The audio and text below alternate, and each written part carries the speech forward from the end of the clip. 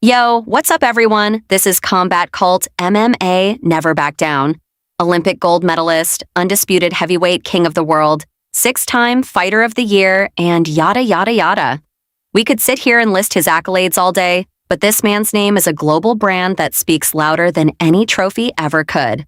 Muhammad Ali, born Cassius Clay, a literal legend. Possibly the greatest to ever play the game of punching people in the face. The man who invented high-level trash talk decades before Conor McGregor was even a thought. But more importantly, he was the author of the most significant pacifist performance by any athlete in history.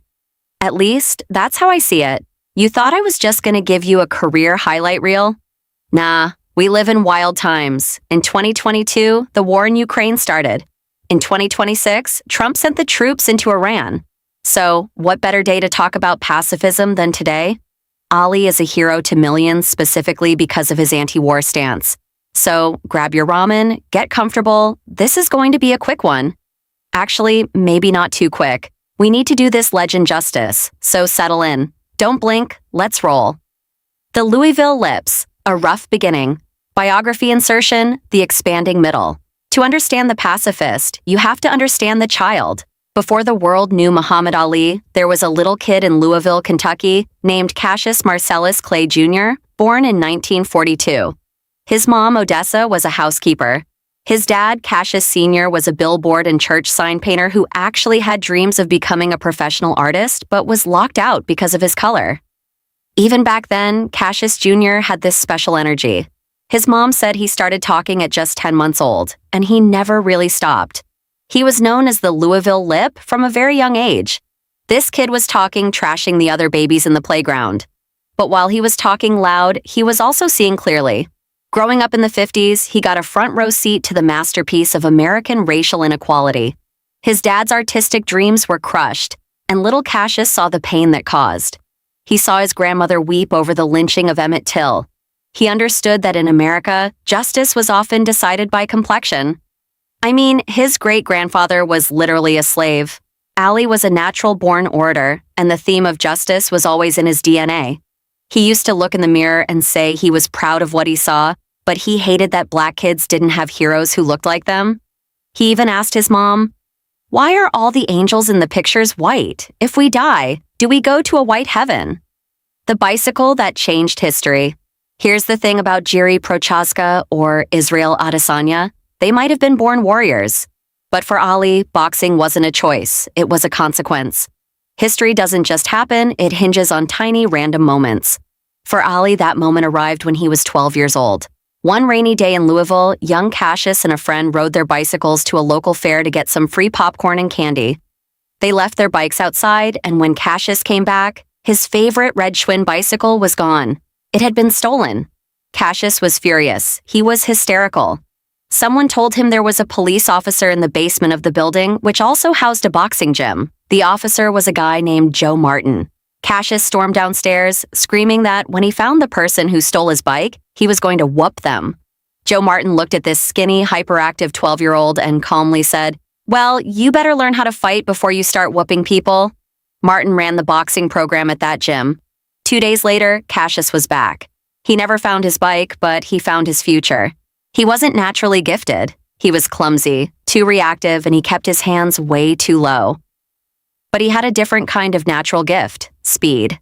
He learned to lean back, to dance, to evade, to make guys miss. He weaponized movement before anyone else in the heavyweight division. At 17, he already wanted to go pro, but his coach told him, "Hold up, kid. Let's go grab that Olympic gold first." And what did Ali do? He snatched it. At 18 years old, he was on top of the world. It's like a classic anime story, the kid who overcame every demon to become the Hokage. But we aren't here for the sports stats. We're here for the politics. The medal in the River Ali was incredibly proud of that gold medal. He wore it everywhere. In fact, he slept with it. It never left his side. He believed it was a golden shield that made him special in the eyes of his country. But the real world doesn't care about your medals. A few weeks after returning from Rome, Cassius walked into a restaurant in Louisville that didn't serve colored people. It was a nice, fancy place. He sat down and ordered a meal.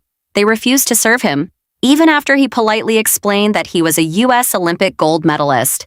He thought that changed things. It didn't. The waitress just looked at him and said, "I don't care if you are the King of England. We don't serve an eyes here." Ali was destroyed. His shield was shattered. He was so disgusted by the system, so betrayed by the country he just represented, that he walked straight to the river and threw his medal into the water. The IOC eventually gave him a replacement, but that's not the point. The point is the context. Think about it. Our grandparents were alive when racial segregation was a legal reality. Have we really evolved that far from our ancestors who spent their time killing each other and raiding caravans? I'll leave that for you guys to argue about in the comments. The Awakening, from Clay to Ali.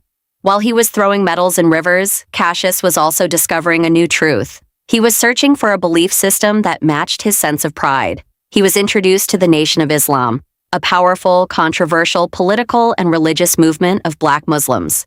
In a world where society told him he was second class, the Nation of Islam told him he was first class, chosen by God, and beautiful. Then came religion. The other major moment of truth for Ali happened outside the ring. The fight for his identity was more difficult than any fight inside it. His decision to join the Nation of Islam was seen as a threat to white America, but he was done being a good black boy for the establishment. Right after he shocked the world and whooped Sonny Liston to win the undisputed heavyweight championship, he declared his independence. He stated that Cassius Clay was his slave name. He announced that he would now be known as Muhammad Ali. This wasn't just a name change, it was a rejection of the slave narrative that had built his country. He was now a target, seen as a troublemaker and a radical. And in 1967, he did the unthinkable. He refused to be drafted into the U.S. Army. Back then, the draft was mandatory. And this is where it gets real. The Great Defiance, the $15 million gamble, connecting back to original script flow. Within an hour of his refusal, the New York State Athletic Commission stripped him of his title, his awards, and his boxing license. He faced criminal charges, lawsuits, and a total media blackout. This was during the height of the Vietnam War. Ali told reporters, "I ain't got no quarrel with them Viet Cong. They never did me no harm. They never called me the N-word." America went into a frenzy. Pacifists loved him. The pro-war crowd wanted him dead. Ali didn't run. He didn't hide. He turned his legal battle into a political manifesto, touring college campuses with anti-war speeches. Even the future President Ronald Reagan was out there trashing him. Ali was marginalized and put under FBI surveillance. This wasn't a choice made by a cowardly draft dodger. This was a principled stand by a man who was walking away from $15 million and his prime athletic years at 25. That's like a prime Israel Adesanya walking away from $50 million because he wouldn't fight a war. Imagine the balls that takes, the standoff in Houston.